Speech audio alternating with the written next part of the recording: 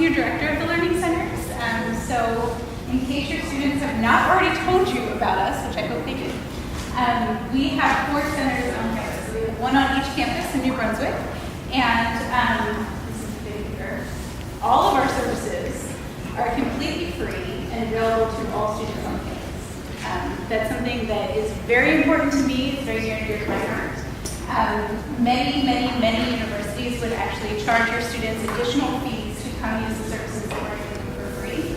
And that's one of the things that I love about Rutgers is that they provide this type of support for your students. So that's what I'm here to talk to you about today.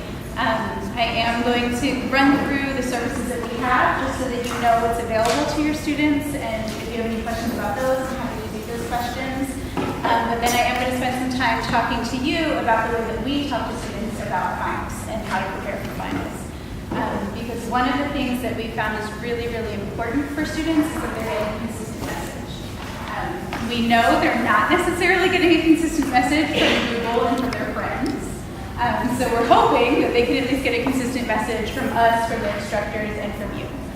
So that's really what I'm hoping to accomplish tonight, is to start to get us on the same page about how we're going to talk to our students, being your children and the students who come into our offices, about what they should be doing in this time period right now. So to start by introducing you to some of our services, if you take a look at the bookmarks that we printed out, which by the way were designed for students, not for parents, so it was a little funky, and I apologize, but students tend to like them. So basically, whenever your students see us, they will get a bookmark like this. So some of them might have 5, 6, 7, 10, depending on how many times they come to the workshop.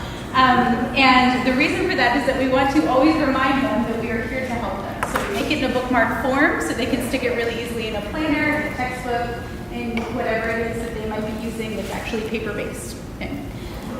So you'll see one of the things that we provide for them is tutoring. Now, I will say Rutgers is humongous. It is a near impossibility for us to have tutors in every single course.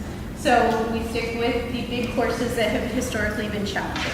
Okay, so we do have tutoring for many courses across the curriculum, across majors. If your student is looking for tutoring in a course that we don't already offer, one thing that they often don't realize is that they can contact me directly or anyone at the learning centers, and they can say, hey, look, I'm looking for support in this course. I don't see it on your website. Can you help me? And a lot of times we have other partners and other peers across campus that are actually offering tutoring in that particular course, which is why we're not doing it, because we're trying not to overlap services. So we'll just direct them to the people who are. Or if that's not the case, we've also had situations where we've been able to reach out to the department and say, hey, we've had 2 or 3 students who have come to us saying they'd really like tutoring for this class. Right now we don't offer it. Can you send us a graduate student? Can you send us a student who's done well in your class? We'll train them and we'll bring them on board as a tutor. So a lot of our tutoring courses are actually at request of the students. That's why we started offering these courses. So we try to be very responsive to your students. The second one that we have is what we're going to be talking about mostly today. That's academic coaching. For those of you who aren't familiar with that term, it's exactly what it sounds like. Your students get to work with someone who will coach them through their academics. Our academic coaches are not undergraduates. Okay? They are all our professional staff. That's because they talk about very sensitive things, like students' motivation and their grades, how they feel about their professors, and things like that. Our academic coaches will meet one-on-one with students to coach them through whatever it is that they need personally. It's a very individualized service. So they're going to sit down with their coach. The coach is going to ask a lot of questions to try to get to the heart of what's going on. And then they're going to teach the students some new strategies. The student's going to go home, try the strategies, work on it at home, come back to the coach the next week and talk about how it went and what they have to tweak. So it's very personalized. It's, again, a completely free service available to all students. So they can just go on our website, find a coach whose schedule matches theirs, and sign up with the coach. Once they meet with that particular coach, that is their coach. As long as they want to have recurring meetings, they have recurring meetings. We do not cut them off. I think that's a really important thing. It's really important to us that the students are getting the support that they need. So instead of us saying you have 5 meetings and then you're done, we're moving on to someone else, we work it out so that they can continue to work with the coach as long as they feel it's necessary. So we've had students who worked with us 2 to 3 times, said, great, I got what I needed, thank you, and they leave. and we have students who have worked with us for multiple semesters.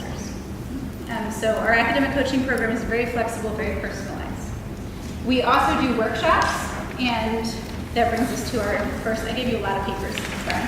That brings us to our first flyer here, the finals prep. This is an example of one of the workshops that we would do. We do all throughout the semester, starting in the second week. And the second week, we start with things like time management, planning your success. We do study strategies. We do reading skills. When we get to April, we start breaking out finals prep and GRE. Okay, so we also have a GRE series that's beginning this week. All of these, again, are open to the public. Students just sign up. Sometimes they will get waitlisted. Okay, just give you a heads up now. So if you have a student who tends to procrastinate, and they say, hey, I heard about this thing, I thought it sounded kind of interesting, I kind of want to take the GRE, then you need to tell them, get on it now. Go sign up, reserve your spot, because we do tend to run out of spots with things like GRE and finals prep. Are you taking GRE starters now? Yes, they are live, there's actually already a wait list. So we're actually looking to run a second series of them because we got such an interest. I would love to tell you could. So we do take any student from Rutgers can sign up for those workshops. Same thing with our finals prep. Our finals prep workshop will be about an hour long, and basically the students are going to get a step-by-step guide to how to effectively prepare for finals for various courses. So they're going to talk about STEM strategies, they're going to talk about humanities strategies, social sciences strategies. They'll all be included in this particular workshop. So that's our academic coaching. I'm trying to go a little bit fast so you can ask questions, but if you need to stop me and slow me down, please do. Writing coaching is also something we offer. Now, this can get a little bit confusing for your students, and it gets a little confusing for us, to be honest. So I'm going to try to be as clear as possible. There are two different ways to get writing support on campus. The first and the primary one is the writing centers. That is not us. We're the learning centers. The writing centers are run through the English department through the writing program.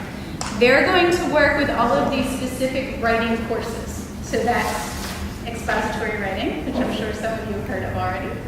Basic comp, business and technical writing, research writing, courses that are run through the writing program go to the writing center. Okay. They do an excellent job, and they train their tutors very specifically for those particular courses. Okay. So they're the experts in that. They do a wonderful job. We do everything else. We're generalists. Okay. So we're going to work with a student who's having trouble writing a lab report, who's working on a scholarship application essay, who is working on a Psych 101 paper. Those are the students who are going to come and work with us when they're working on something more generalized. Our writing coaching also has workshops. So we have grammar workshops, we have scholarship writing workshops. They also will be on our website all throughout the semester. And not our last big service is study groups. Okay. These, unfortunately, it's too late for the semester, but it's something that you should keep in mind and hopefully try to talk your students into for next semester. At the beginning of the semester, we send out a notice to all of the classes that we have study groups for. They have 1 week to register to make sure that they get a spot. So we tell them the first week, the second week, the study groups start. If they're not registered by then, they may not get a spot. The way that our study groups work is we have groups of up to 20. We try to keep them smaller than that. We try to keep them around 12 to 15 if we can. But there have been times when we had to go up to 20. So it'll be up to 20 students. They are led by a peer leader who's been through the course successfully and also has been trained very intensively. Most of them have taken a 300 level pedagogy course. So they have, I probably shouldn't say this on camera, but they have more training and teaching than some instructors do, because they're actually taking a whole semester of learning about how to teach effectively.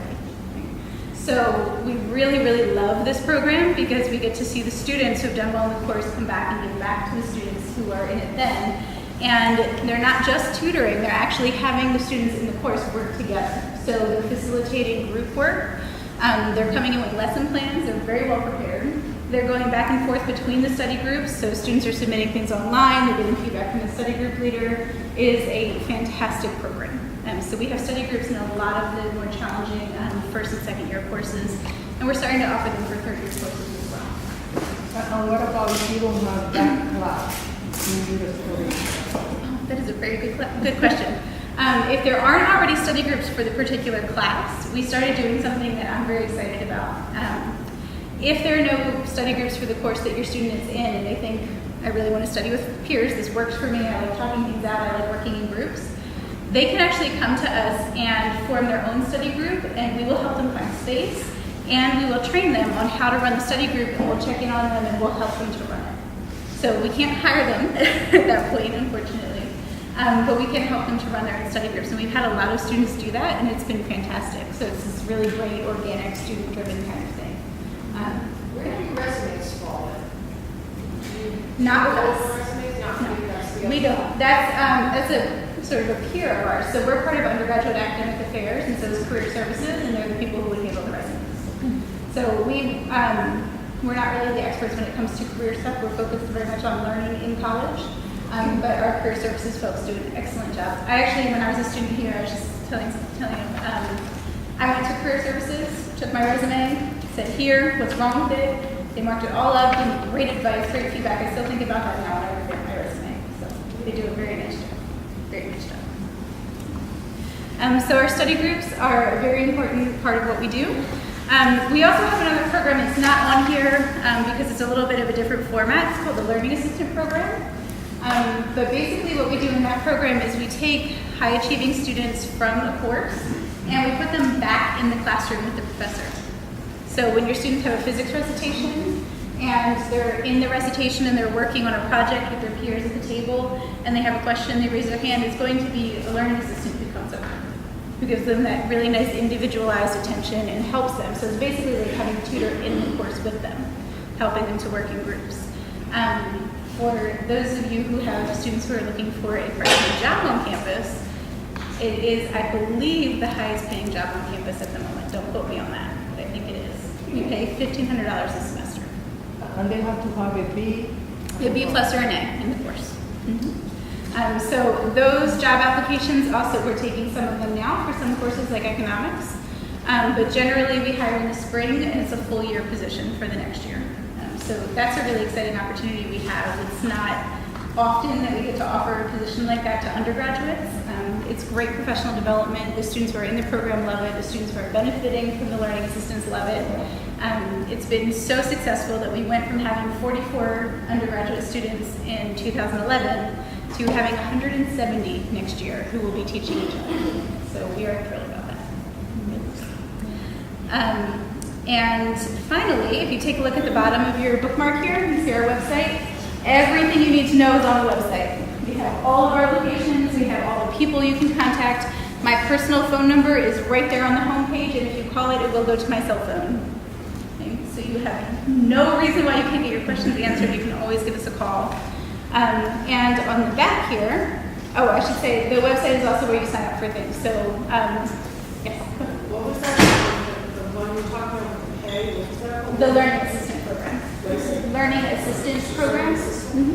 Yeah, if you look it up on our website, you'll have all the details. It shows you the requirements, it shows you the timeline and everything on there. So our website is on the bottom again. You have all the contact information you need, all the locations. You're welcome to go visit any one of our learning centers. The one on this campus was actually just renovated over the summer. It's beautiful, we love it, students are loving it.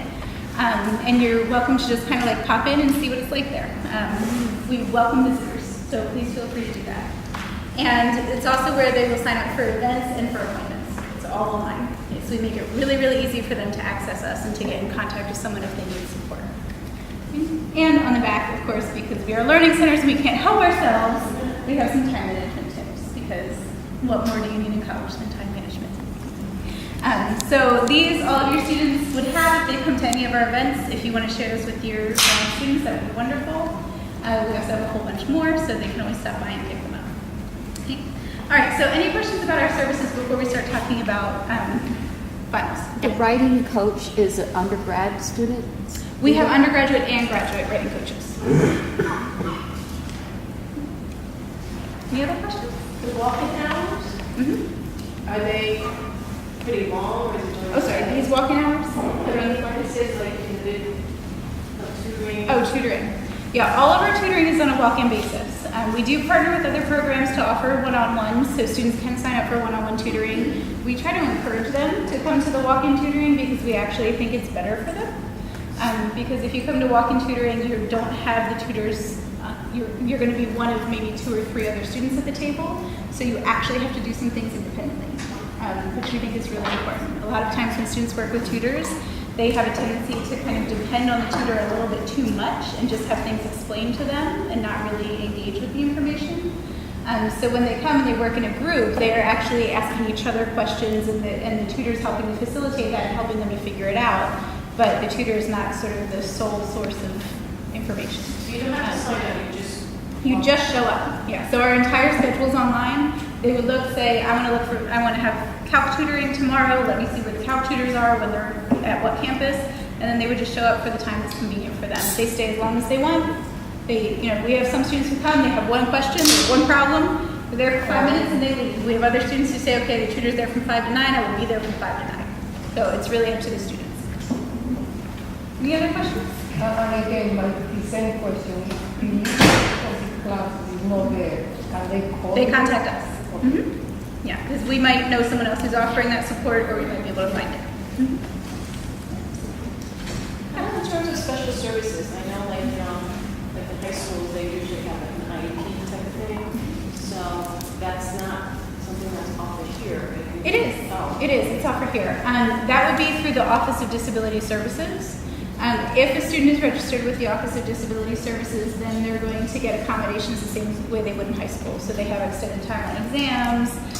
They may have, accommodations for particular visual impairments. Whatever they would have in an IEP, they also have here. As far as the Learning Center's role in that, we have a very close partnership with Disability Services, so they refer students to academic coaching often. They train all of our academic coaches. We have tutor training with Disability Services, so they teach us all how to work with students with varying disabilities. And we also have a really nice partnership with them where, when we have a question, if we're working with a student and the tutor or the academic coach feels like this is something that's a little bit outside of my range of comfort, I'm not really sure how to help the student, we call them and they're really wonderful about giving us advice, and it's a whole village here that's working toward this. So they're a really fantastic resource both for the tutors and for the students. I'm sorry, can you say that again? There is, it's not technically through the Learning Centers, but it's through a partner of ours. So the Odasis group, they offer MCAT preparation, and students can actually take an entire course for that. Very, very good group. I actually teach the verbal part myself. To be honest, I'm not sure. I know it's not for students who are in the program, but students who aren't in the program, there might be. So I'm not 100% sure about that. But it's ODASIS is their acronym. He's going to teach there. He's going to teach for Odasis? Yeah. Oh, great. I'm going to train him. I'm going to train him. That's wonderful. Great. Any other questions? Okay. All right, so let's talk about finals quickly, and then I will take questions on that. So as I mentioned, we have our finals prep, so you can always send your students to that. But to help us sort of all be on the same page, I thought it would be useful for me to share this packet with you. So you have it in paper version, your students will have it in paper version if they come to our workshop. It's also on our website, so they're welcome to download it and have it. So there are a few things that we try to emphasize with students when we're working with studying in general, but especially with finals. Do you have any more? I have a whole bunch more, actually, yes. Can I? Sorry. I put them on the couch. Sorry. Oh, I apologize. They're on the display.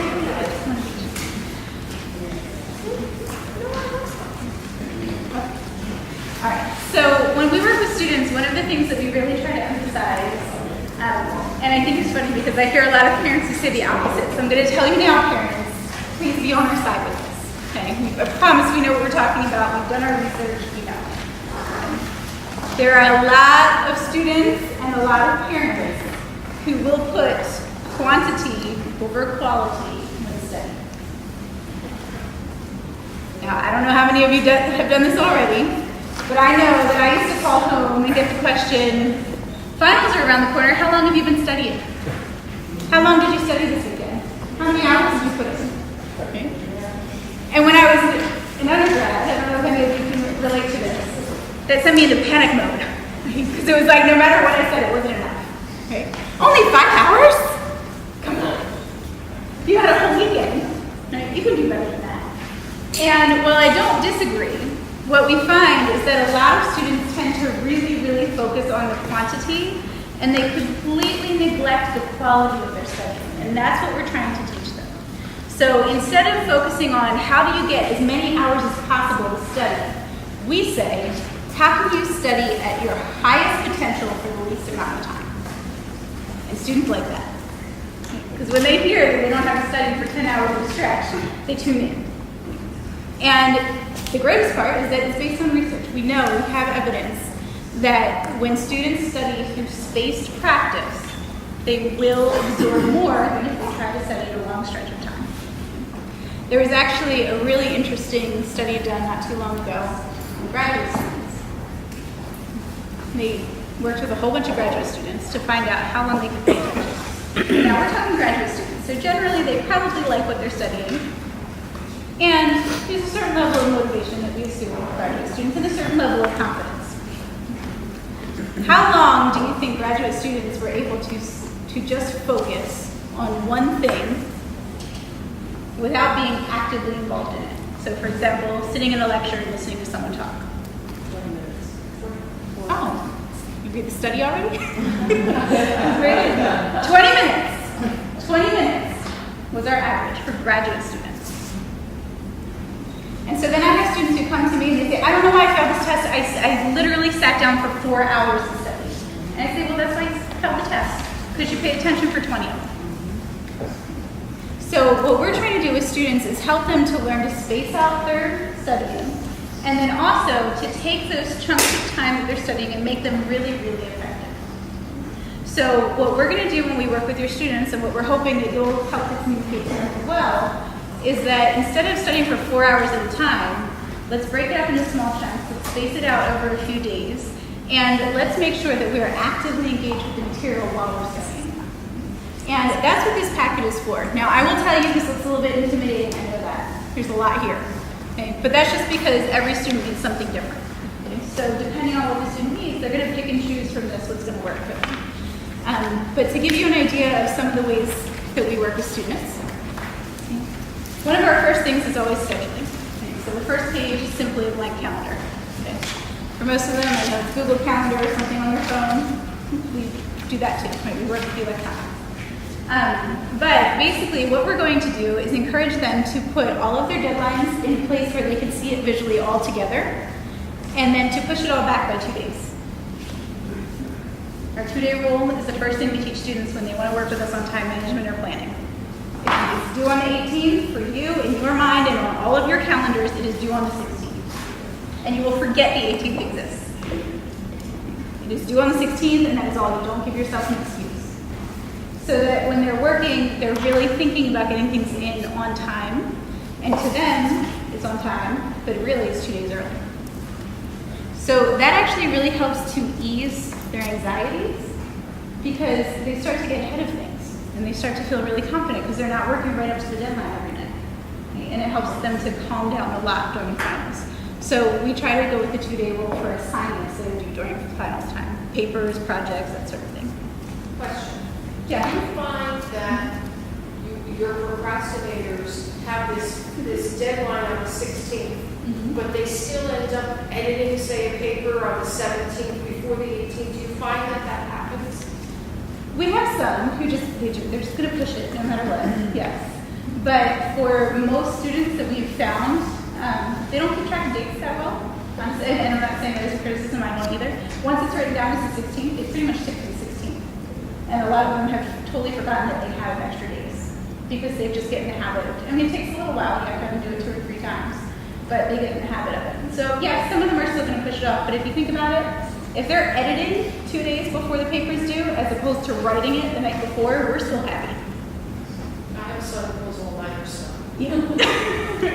So that's it. So he's the kind of student we're going to want to see. Right? We're going to try to help him not to do that. So we stick with the 2-day rule, and then we also help them to get a really complete picture of what the rest of their semester is going to look like, because for a lot of students it sneaks up on them.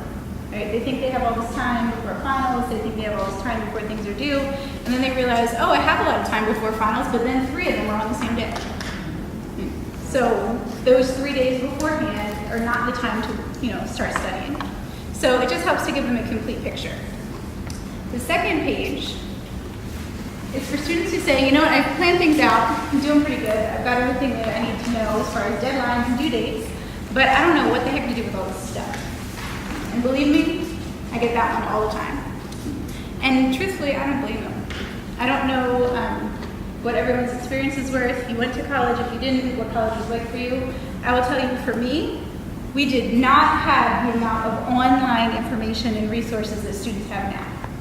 When they come to me and I say, can you show me all of your resources for this class? And they show me like 6 different things, I think, how do you keep track of this? They've got one thing on this site, they've got something else on another site, then they've got all the stuff that came in through email, then they have their lecture notes, then they have their actual notebook notes, then they have their homework. It's all coming from different places, and around finals time, that can be a really strong point of anxiety. It's just trying to figure out, where do I find the things that are important? So what we try to do with them is sit down with them and help them think through that in just a really practical way. We say, what were the important concepts? You know what they are because they're in your syllabus, they're on a study sheet, your professor has told you. Right? There are different ways to figure that out. We help them do that. So say, what are the important concepts? Where are the resources for those concepts? And are they in the textbook, the lecture notes, or somewhere else? That alone has actually helped a lot of students to do a lot better.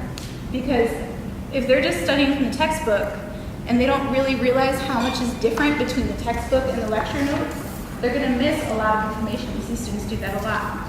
So if they kind of take inventory and they say, okay, I know this is an important concept, where is all the information I need to know about this concept? It can be really helpful to them. And then number 3. If you take nothing else, back to your students, I ask you to take this. This is the heart of studying effectively, at least I should say at least studying effectively.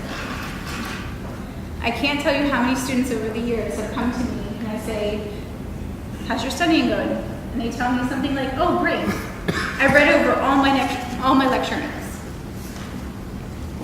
That usually means I literally read over all my lecture notes. My eyes went over them, but nothing actually comprehended.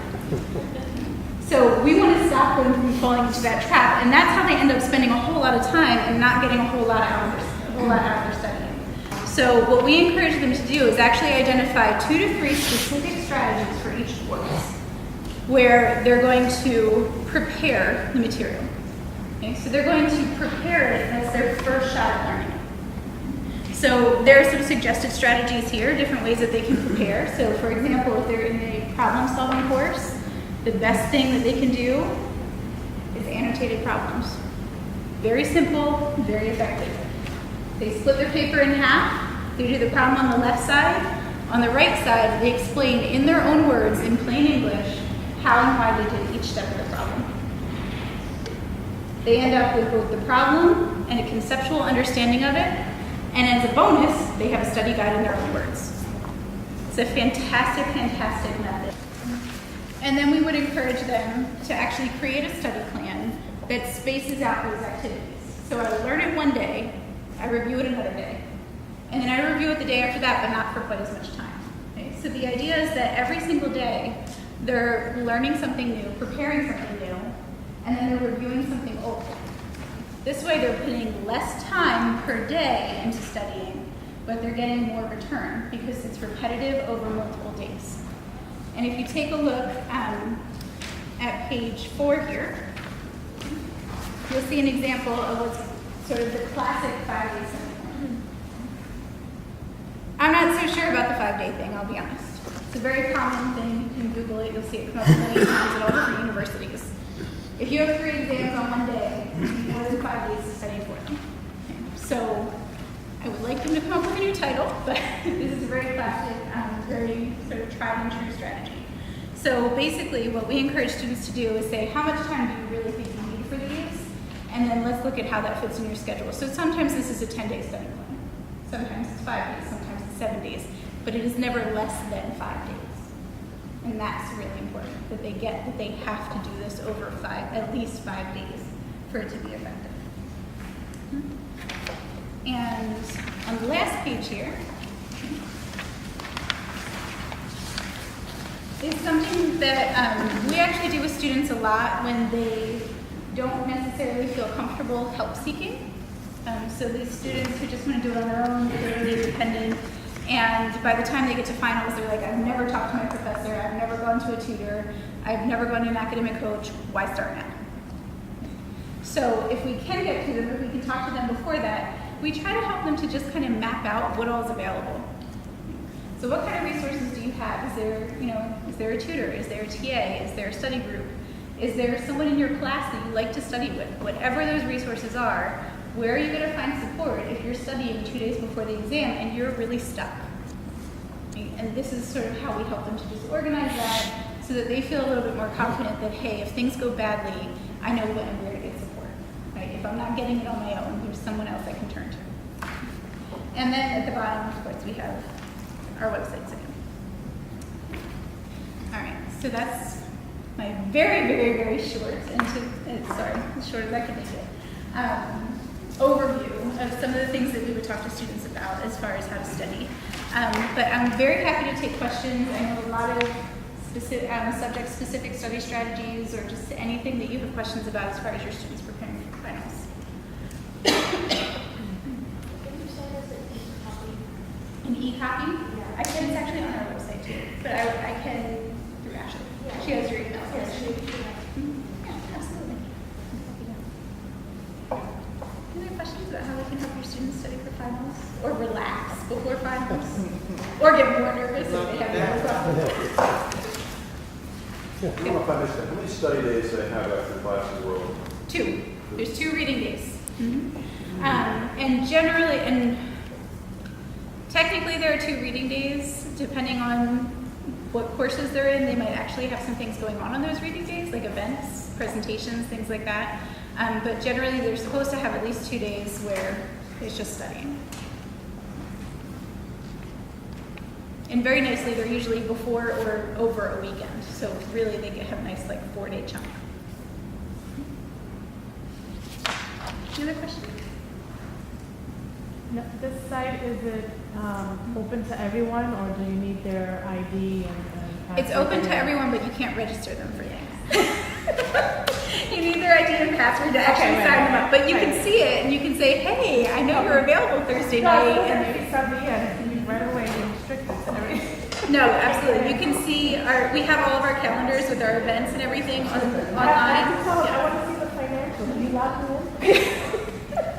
Yes, unfortunately, they're gonna have to log you in if you want to actually sign them up, but you can see when it's available. Is this available from long time, or it's just something you started?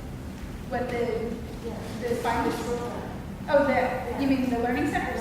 I'm gonna say both.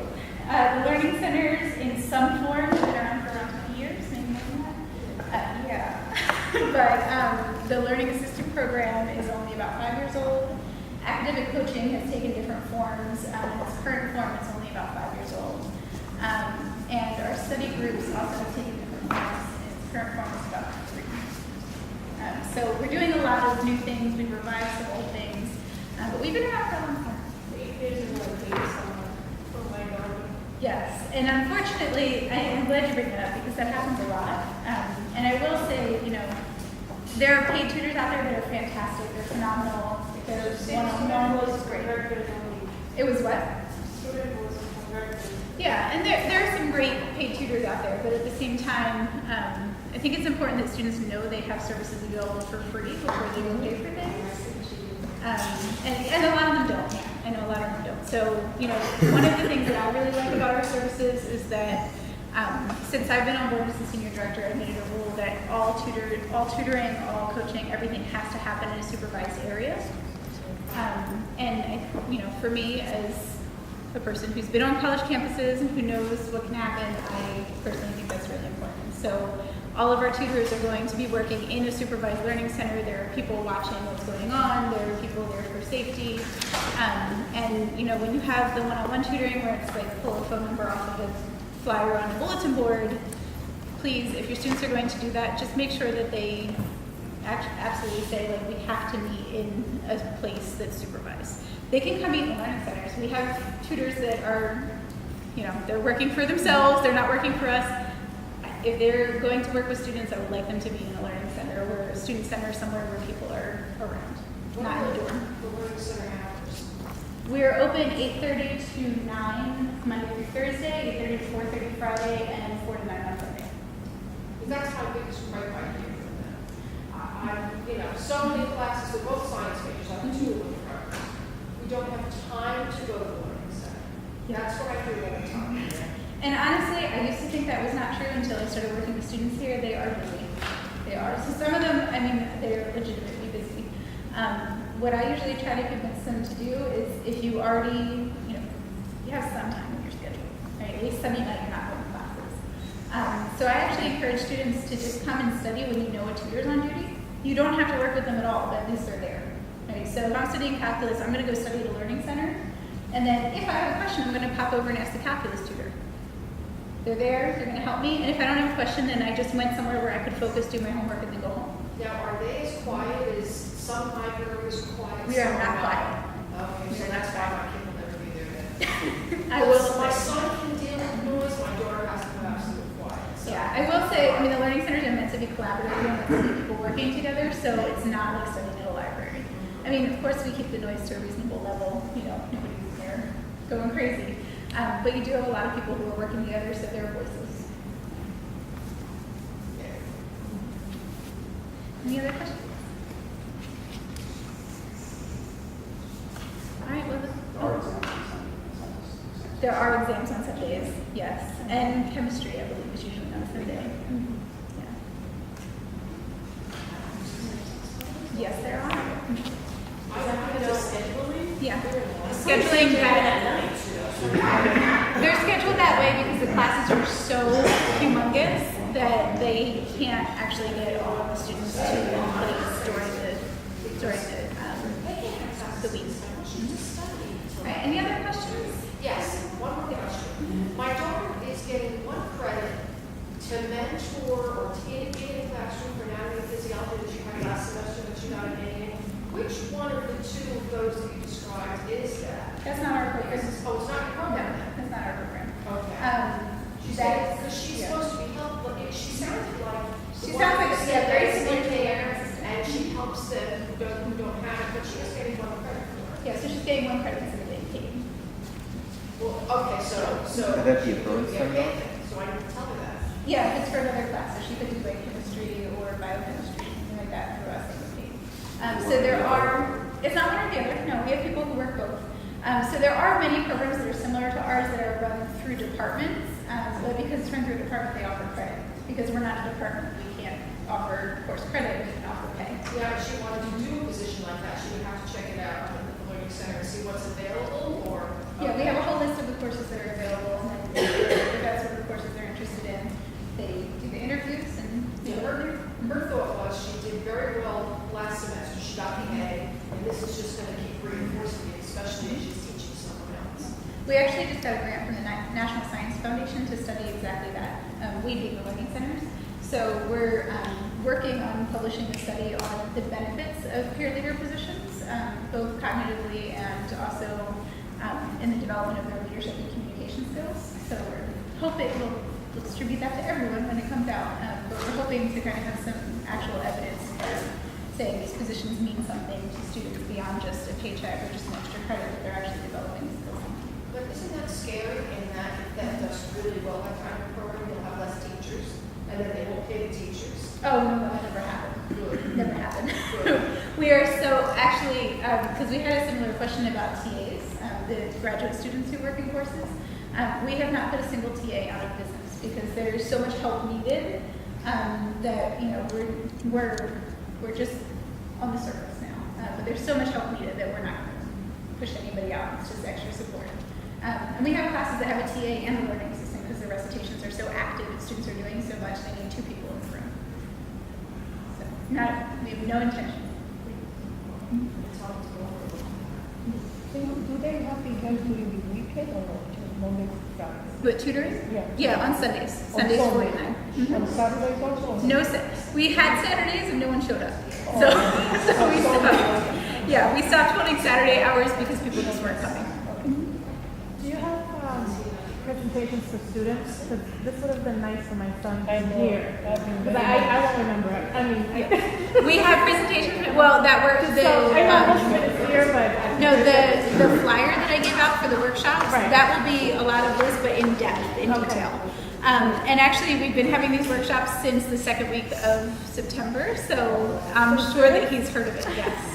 Yes, I'm sure that he's heard of it. Whether or not he chose to come, I can't say. But I'm sure that they've heard of it.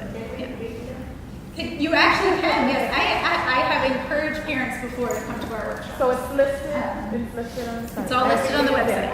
Yes. So you can actually go to the website and call and say, I'm coming to this workshop, you're coming with me. And you can come and we will welcome you with open arms. I won't embarrass them. I'll just bribe them with the Yes, you can. You can come and you can pick them. Absolutely. Time attitude while they're taking something. We really do encourage when students have parents who have friends, have guardians, mentors who really want to be involved in their academics. We really do encourage them to come to the workshops because we want to all be on the same page with how we're helping the students. So we've had plenty of parents who have come and they've said, I just want to know what my student's being taught so that we can have the same language at home. And we absolutely encourage that. We think it's wonderful. Of course, if you drag them kicking and screaming, they're not going to learn very much. So, it's got to be an agreed upon kind of thing. What pressure will that? If you can teach it to them at home, we'd be thrilled. Yeah. Any other questions? All right, thank you all very much. I really appreciate you taking the time. If you have questions, please feel free. All my contact information is on the website, and I'm happy to talk to you about anything else that comes up. All right, thank you.